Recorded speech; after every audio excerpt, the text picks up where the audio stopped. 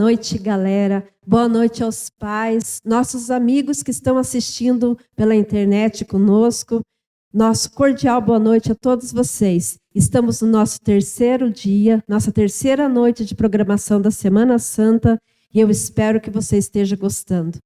Que Deus possa estar fazendo grandes milagres na sua vida. Nesse momento nós vamos ouvir um louvor, Restaura. Restaurar meu coração, Senhor, é o que eu mais quero. Restaurar meu coração, Senhor, é o que eu preciso. Renova minha vida, Senhor.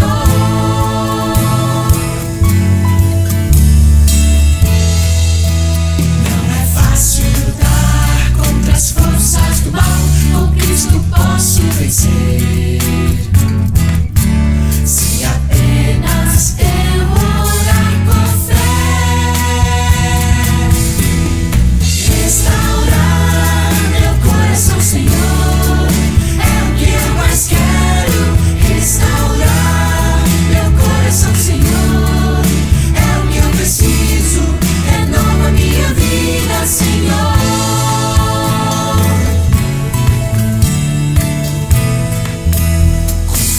Sua graça e no sangue lá na cruz, renovado eu sou.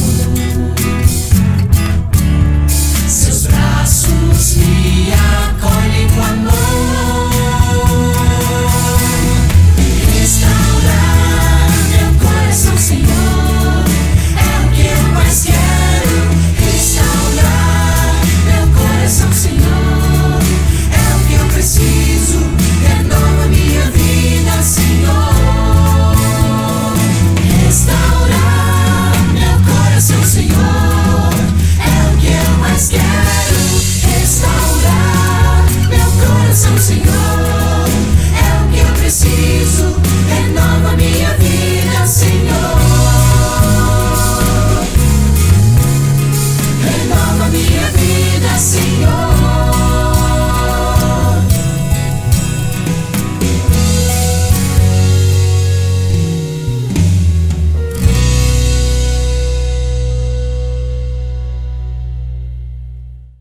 Neste momento eu quero apresentar para vocês a Fernanda. Ela é esposa do nosso pastor, aqui da nossa igreja, pastor Wellington. E ela vai, nesse momento, trazer a história de hoje, o nosso testemunho. Obrigada, Sandra, pelo convite. Oi, pessoal, tudo bem com vocês? Então, o testemunho de hoje vai ser sobre a Débora. A Débora, ela foi uma sobrevivente do incêndio da Boate Kiss. Então, vamos ouvir a história dela, que é bem emocionante.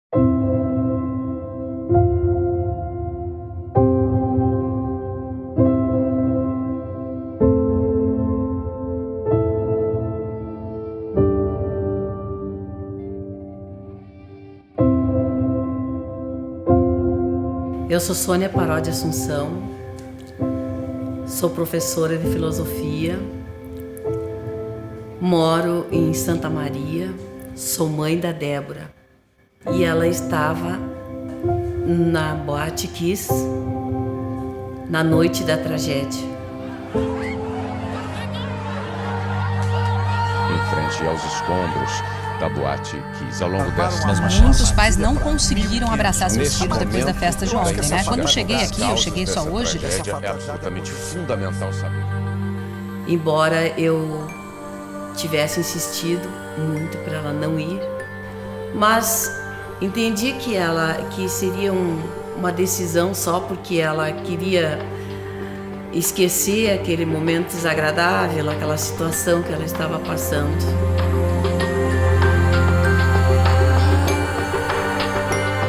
Pelas 2 horas eu recebi um telefonema. Sabe o que é uma ligação? Um telefonema no meio da noite, quando a gente está com a filha fora de casa, principalmente porque a voz do outro lado disse assim: a boate incendiou.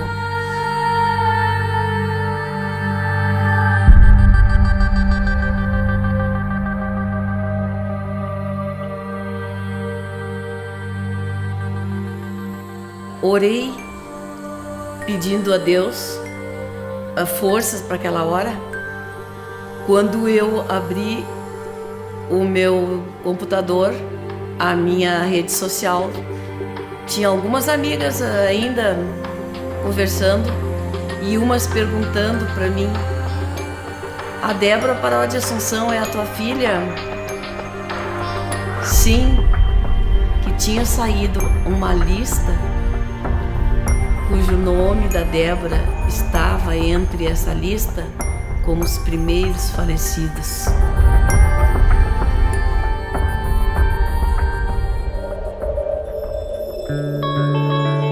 O sábado, dia 27 de janeiro, foi uma data comum para mim.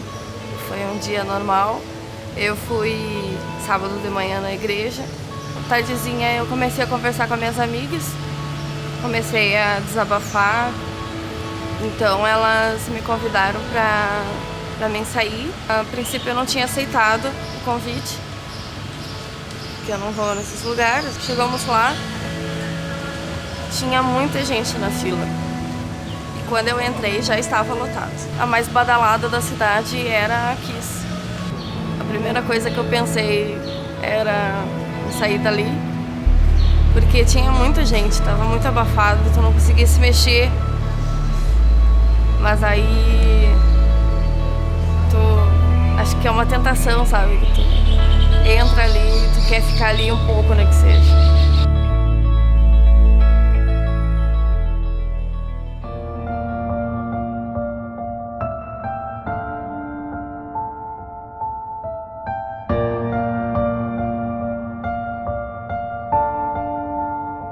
A primeira coisa que eu vi foi uma correria.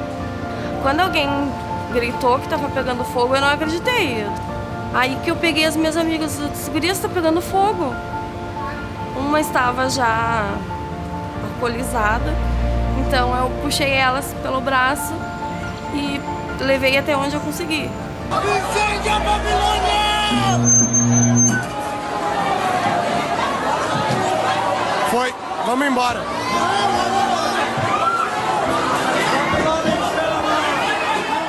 Foi um filme de terror, as pessoas estavam clamando por sobrevivência ali, sabe? E eu conseguia respirar, só que aquela fumaça era muito tóxica. Eu tava perdendo os sentidos, sabe? Eu pedia pra Deus pra me salvar, que eu tinha errado mesmo. Eu não devia ter ido.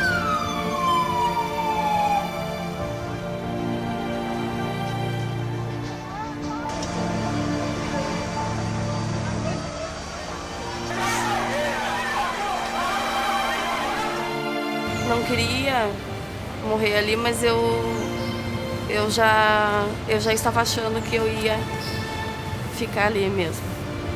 Me senti morrendo. Foi na hora que eu desmaiei. Foi então que um segurança da boate insistiu em me salvar.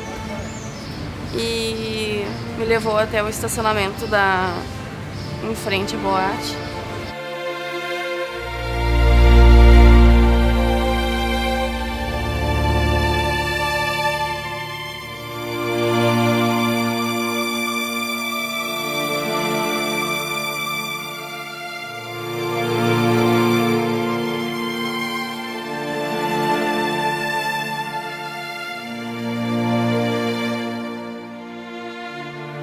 Foi horrível o que eu passei lá dentro.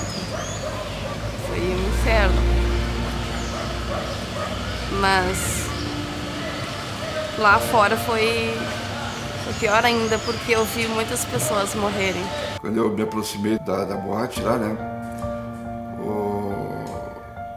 Já me deparei assim, com umas 30, 40, 50 pessoas, talvez mais, já deitadas no chão, a maioria mortas, né? E outras pedindo socorro. E eu não podia ajudar ninguém, tinha que primeiro procurar minha filha. A princípio eu não reconheci ele, então ele me levou no hospital. Um pai é triste, sabe? Principalmente a mim, que eu levei ela e as duas amigas pra boate. questão de 2 horas atrás, 2h30, e depois lá buscar, Deus o livre que tivesse acontecido algo pior, né? Quando eu vi a minha mãe, ela foi uma das que insistiu muito para mim ficar em casa ou sair com ela, sair com eles, e eu desobedeci.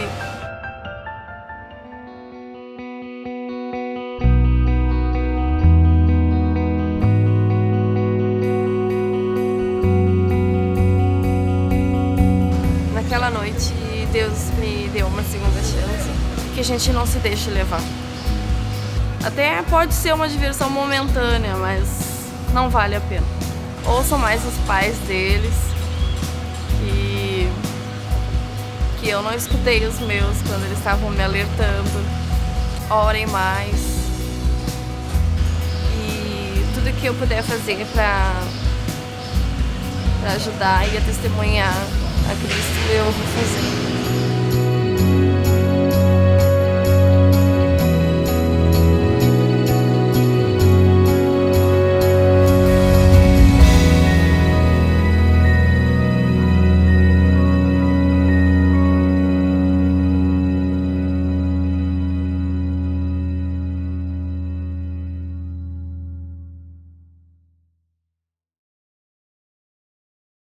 Olá, espero que vocês tenham gostado desse belo testemunho, né? Agora, nós vamos fechar os nossos olhos para conversar com Deus.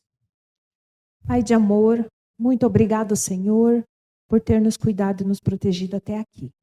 Obrigado, Senhor, porque o Senhor está cuidando e protegendo cada adolescente, cada juvenis e seus pais, Senhor. Cuida deles, Senhor. É o que eu lhe peço e agradeço. Em nome de Jesus, amém. Agora, vocês vão ficar com a nossa série, ok? Boa noite. Olá, tudo bem, meu amigo? Tudo bem, minha amiga? Que alegria estar aqui com você para o nosso tema de hoje. A nossa Semana Santa, restaurados em Cristo, está uma bênção. É ou não é verdade? Tá gostando? Maravilha! Que Deus abençoe você, sua casa, sua família. Que Deus proteja cada um de nós nesses dias difíceis. Amém? Bem, você já sabe, eu sou o pastor Luiz Gonçalves e trabalho como pastor em toda a América do Sul, na área de evangelismo, e pela graça de Deus, tenho um programa na Novo Tempo, que é o Arena do Futuro. É um prazer estar aqui com você, justamente para falar de assuntos relacionados a Jesus nesse período de Semana Santa. Eu quero convidar você a pegar sua Bíblia, a se concentrar agora para tudo que está fazendo aí, por favor, concentre-se, porque o tema de hoje é muito, muito importante. Só que antes, nós vamos fazer uma oração, tá? E o tema que vamos tratar hoje é como a vitória é conquistada. É um tema poderoso. Antes, vamos orar. Senhor nosso Deus, obrigado por esse momento em que vamos abrir a Tua palavra, estudá-la. Pedimos sabedoria, pedimos a direção do Senhor e que o Senhor abençoe cada pessoa que está comigo agora nesta programação especial. Em nome de Jesus, amém. Amém. Bom, você já sabe que o tema de hoje é um tema interessantíssimo, como a vitória é conquistada. Bom, você já viu que só pelo tema, pelo título de hoje, você já percebeu que tem tudo a ver com a nossa vida, com o nosso dia a dia. Mas eu não estou aqui para pregar sobre nós, estou aqui para pregar sobre Jesus. Afinal, estamos numa semana especial. E para falar desse assunto, eu convido você a pegar sua Bíblia, abri-la comigo, no Evangelho de São Mateus, no capítulo 26, dos versos 36 a 38. Depois eu vou citar mais alguns, mas por enquanto é esse daqui. Diz assim: em seguida, foi Jesus com eles a um lugar chamado Getsêmani e disse aos seus discípulos: assentai-vos aqui enquanto eu vou ali orar. E levando consigo a Pedro e aos 2 filhos de Zebedeu, começou a entristecer-se e a angustiar-se. Então lhes disse: a minha alma está profundamente triste até a morte. Ficai aqui e vigiai comigo. Vamos agora ler o verso 42. Disse: tornando a retirar-se, orou de novo, dizendo: meu pai, se não é possível passar de mim este cálice, sem que eu beba, faça-se a tua vontade. Verso 43. e, voltando, achou-os outra vez dormindo, porque os seus olhos estavam pesados. Uau, que texto, hein? Que texto, que história. É uma história comovente, emocionante, impressionante. Essa é uma parte da história de Jesus. Você sabe que Jesus veio a esse mundo com um objetivo muito claro. O objetivo de Jesus, ao vir aqui, era morrer na cruz. Por que morrer na cruz? Porque era a única maneira de salvar a humanidade do pecado. A Bíblia diz em Romanos 6:23, lembra desse texto? Fala assim, o salário do pecado é a morte, mas o dom gratuito de Deus é a vida eterna em Jesus Cristo. Então, quando o pecado entrou nesse mundo, o pecado trouxe coisas horríveis, terríveis. Primeiro, nos separou de Deus. Depois, trouxe consequências para a nossa vida e para todo o planeta. Hoje o planeta está todo contaminado, poluído, né? A natureza, os animais, tudo que Deus criou, de alguma maneira foi afetado pelo pecado. Mas na vida humana, o pecado foi muito cruel. Além de nos separar de Deus, trouxe dor, lágrimas, doenças, problemas familiares, problemas conjugais, problemas de vícios, problemas e problemas e problemas. É ou não é? Por exemplo, os hospitais estão lotados, as clínicas estão lotadas, as clínicas de psiquiatria estão todas lotadas. Hoje temos problemas físicos, emocionais e espirituais. Hoje você pode observar que a pandemia, por exemplo, tem sido um problemão para a humanidade. Mas não é a primeira pandemia, já tivemos outras pandemias no mundo.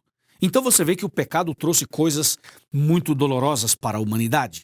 Então Jesus veio aqui para nos salvar do pecado. E a única maneira de nos salvar do pecado era morrendo na cruz, certo? Por isso ele veio para morrer na cruz. Agora atenção, antes de morrer na cruz, Jesus fez várias coisas incríveis. Por exemplo, ele abençoou as pessoas, ele curou pessoas, ele ressuscitou pessoas, ele trouxe uma palavra de esperança, uma palavra de alento, uma palavra de ânimo, uma palavra bendita para tantas e tantas pessoas.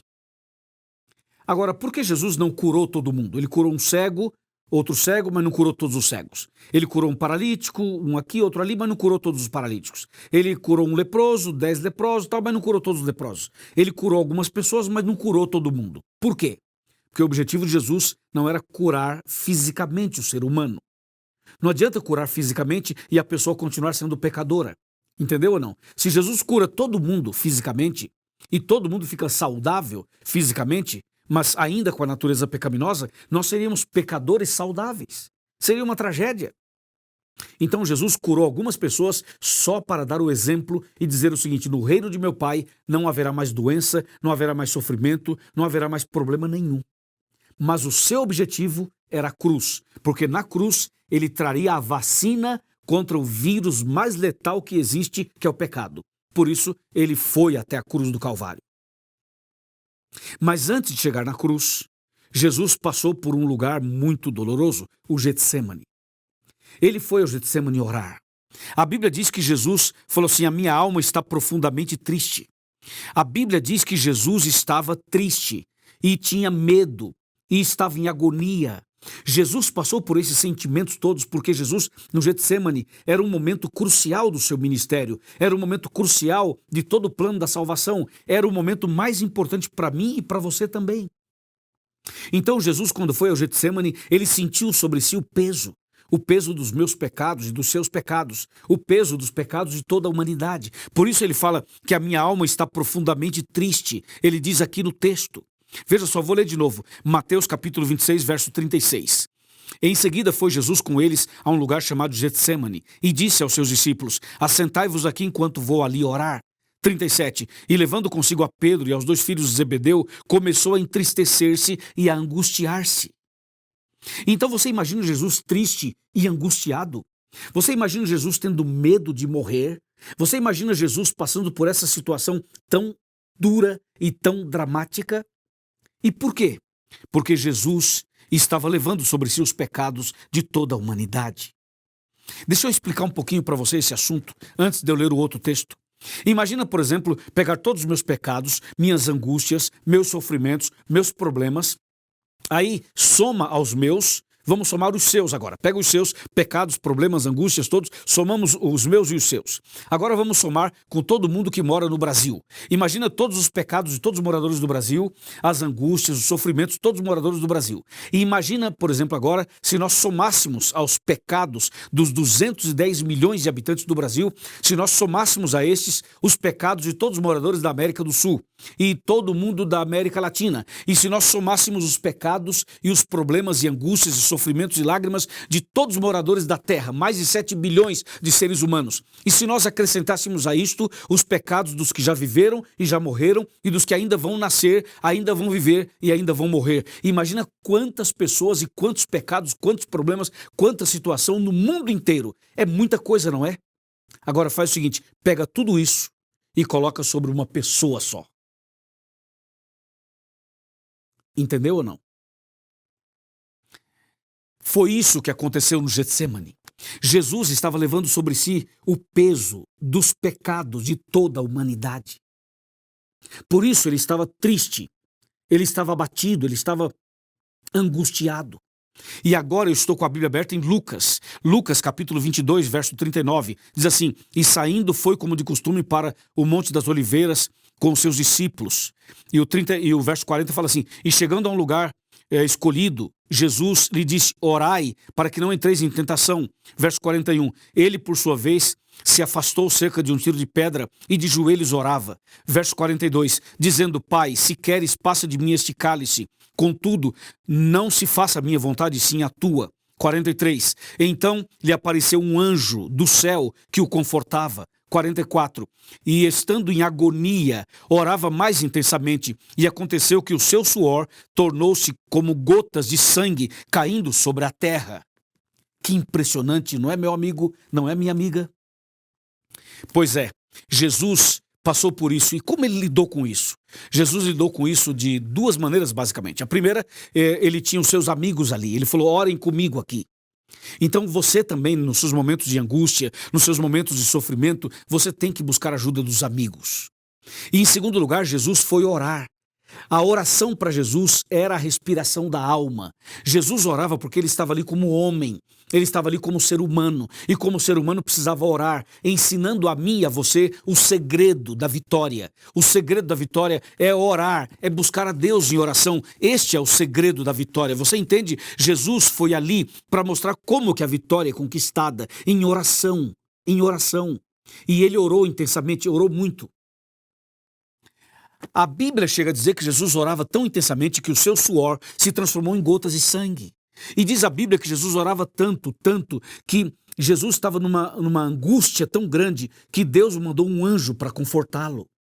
Sabe, nos seus momentos de angústia, nas suas lutas pessoais, naquelas madrugadas da vida, quando você não consegue dormir, quando o sono não vem, quando os problemas assaltam os seus pensamentos, quando os problemas invadem o seu coração, quando você se sente incapaz, impotente, quando você sente que o peso é demasiado, é muito grande, a depressão é muito forte, eu vou te dizer uma coisa, busque a ajuda dos amigos, busque a ajuda de profissionais, claro, mas não esqueça, a oração. A oração é o segredo, porque quando você ora a Deus, quando você vai a Deus em oração, Deus não só te abençoa, Deus não só te alivia, como Deus te direciona ao profissional certo, à pessoa certa, ao lugar certo. Deu para você entender?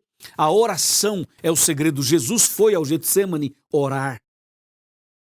Amém? E a oração de Jesus não foi aquela oração irresponsável como alguns fazem hoje. Jesus não chegou assim e falou, meu Deus, ou o Senhor me abençoa, ou eu não quero mais saber desse negócio, ou o Senhor me abençoa, ou eu não vou mais para a cruz, ou o Senhor me abençoa, ou o Senhor não é mais meu pai. Jesus não fez uma oração rebelde, uma oração irresponsável. Jesus orou da seguinte maneira, meu Deus, se for possível, se for da tua vontade, passa de mim este cálice. Ou seja, Senhor, se houver um jeito de salvar a humanidade sem que eu morra, faça isso. Mas não faça a minha vontade, sim a tua. Eu queria que você agora prestasse atenção nessa parte final da mensagem. Quando Jesus orou dizendo, meu Deus, se for possível, passa de mim esse cálice. Naquela hora o mundo parou. O universo parou. O céu parou. Os demônios pararam. Porque quando Jesus diz, meu Pai, se for possível, passa de mim esse cálice. Houve um silêncio no céu e na terra. Houve um silêncio no universo inteiro. Os mundos inteiros, todos os mundos, os planetas, tudo parou. A concentração toda estava no Getsemane. Quando Jesus disse, meu Deus, se for possível, passa de mim esse cálice. Se Jesus quisesse desistir, ele poderia. Se Jesus quisesse voltar, ele poderia. Ele poderia falar, meu Deus, não quero morrer mais, eu quero voltar para o céu. Deus falaria, filho, volta, está tudo bem. Se Jesus quisesse parar por ali, ele pararia. Só que se Jesus parasse, eu estaria perdido, você também estaria perdido. Você me entende? Então quando Jesus disse, se for possível, passe de mim esse cálice, o diabo olhou e pensou, opa, ele vai desistir. Agora que ele vai desistir. O diabo torcia para Jesus desistir, para que você e eu não fôssemos salvos. Mas o céu inteiro torcia, apoiava, esperava que Jesus continuasse. Mas a decisão era de Jesus. Porque nós temos livre-arbítrio para decidir. Deus mandou um anjo para confortar Jesus, mas deixou que Jesus decidisse. E Jesus, graças a Deus, graças a Jesus, Senhor Jesus, muito obrigado, porque o Senhor não desistiu. Sabe o que Jesus fez? Jesus falou, Senhor Deus, se for possível, passa de mim esse cálice. Mas a oração não parou aí, aleluia, a oração não parou aí, glória a Deus. Jesus disse, meu Deus, se for possível, passa de mim esse cálice. Todavia, não faça a minha vontade, sim a tua vontade. Oh Deus maravilhoso, é ou não é? Amém? Então Jesus disse, meu Deus, seja feita a tua vontade. Quando ele fala, seja feita a tua vontade, Deus diz, meu filho, a minha vontade é que você vá até a cruz para salvar a humanidade. E Jesus foi até a cruz e morreu por você e por mim e nos salvou. Na cruz, Jesus salvou a humanidade. Jesus pagou o meu resgate, pagou o seu resgate. Jesus restaurou você e eu na cruz. A restauração foi garantida na cruz. A salvação foi garantida na cruz. Por isso que a Semana Santa se chama Restaurados em Cristo. Amém? E você sabe que Jesus, ele vai até a cruz e morre por nós. Depois ressuscita, garante a nossa salvação. A sua salvação e a minha está garantida. A gente só precisa aceitar e se entregar e andar conforme a vontade de Deus. Se fizermos isso, seremos salvos. Porque a salvação já está garantida. Porque o preço do resgate já foi pago. Entendeu? Jesus não desistiu de você. Ele poderia ter desistido ali no Getsemane, mas não desistiu. Ele foi até o final. Ele orou no Getsemane. Deus lhe deu força. O anjo de Deus estava ali. Deus confortou Jesus. Deus fortaleceu Jesus. Jesus foi em frente. Sim, esse mesmo Deus está com você. Ele pode fortalecer você. Ele pode abençoar você. Ele pode curar você. Ele pode encher você de graça, encher você de paz, encher você de coragem, encher você de intrepidez. Não desista, não desista. Jesus não desistiu de você. Não desista dele. Não desista da igreja. Não desista da Bíblia. Não desista da caminhada. Vá em frente, porque Jesus está com você. O mesmo anjo que veio confortar Jesus é o anjo que está do seu lado. É a mão de Deus sobre você para que você não retroceda, não desista. Você pode me falar, mas pastor Luiz, está difícil, eu imagino. Pastor, mas está doendo, eu imagino. Ninguém me entende, ninguém me apoia. Eu sofro preconceito, eu fui rejeitada, eu fui rejeitado, abusaram de mim, me violentaram, me invadiram minha privacidade. Eu fui traída, eu fui traído, eu fui abandonado. A situação aqui em casa está complicada. Eu imagino que a sua vida pode estar de cabeça para baixo. Mas escute uma coisa, Jesus no Getsemane estava em angústia também. Ele sabe o que você está passando. Ele sofreu, ele sabe o que você está passando. Ele transpirou sangue pelos poros. Você entende isso? Ele sofreu, ele gemeu, ele gritou, mas diz a Bíblia, ele não reclamou. Nenhum momento reclamou, nenhum momento ele abriu a boca para reclamar. E ele não desistiu de você. Ele falou, eu vou até o fim. E ele foi por você. Não desista, vá até o final. O céu é logo ali, a vitória está chegando, a vitória está pertinho. Não desista agora, não desista agora, vá firme, porque Deus é contigo. E se Deus é por nós, quem será contra nós? Me diz. Amém? Amém? É isso. Como que a vitória é conquistada? Na cruz, com perseverança, com oração, com apoio de amigos. Assim a vitória é conquistada. Eu pergunto, você aceita Jesus como Salvador? Você aceita Jesus como Senhor? Você quer entregar sua vida para Ele? Você quer ser uma nova criatura? Quer nascer de novo? Você não acha que Jesus, depois de tudo que Ele fez por você, Ele merece que você entregue a vida para Ele? Assim como Ele entregou a vida para salvar você, você não quer entregar sua vida para Ele? Eu tenho certeza que sim. Você não quer se batizar? Eu creio que sim. Você precisa começar hoje uma vida nova. Você aceita começar uma vida nova? Você aceita nascer de novo? Você aceita o batismo? Você quer entregar sua vida para Ele completamente? Sem reservas? Ah, mas eu não tenho fé. Venha sem fé.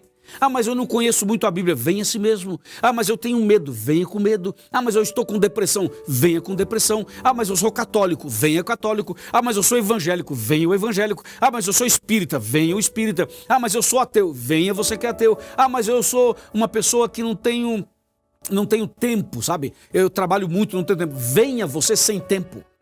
Jesus está chamando você.